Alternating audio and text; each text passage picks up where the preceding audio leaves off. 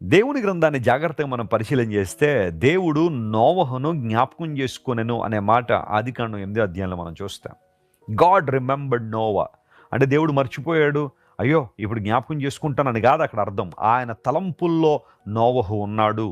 ఏ సమయంలో నోవహును ఓడలోనికి పంపించాలి, ఏ సమయంలో మరలా దానిలోంచి బయటికి తీసుకురావాలనేది దేవుడు పర్యవేక్షిస్తూనే ఉన్నాడు, ఆయన గమనిస్తూనే ఉన్నాడు.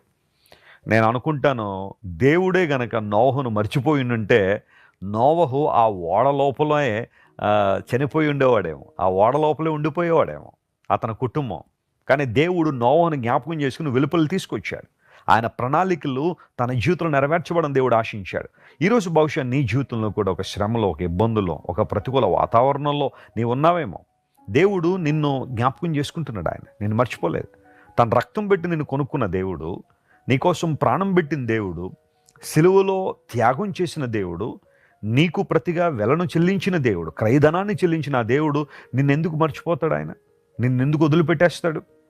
ఈరోజు ఇదే వాగ్దానాన్ని క్లెయిమ్ చేసుకుని ప్రభువును స్తుతించు, ఆయన ఆరాధించు. ప్రభువా, నన్ను క్షమించండి, కొన్నిసార్లు నాకు వస్తున్న ఆ బాధలను బట్టి, సఫరింగ్స్ని బట్టి, నేను ఎదుర్కొంటున్న హార్డ్షిప్స్ని బట్టి నేను ఇలా అనుకుంటున్నాను, నువ్వు నన్ను మర్చిపోయావు అని.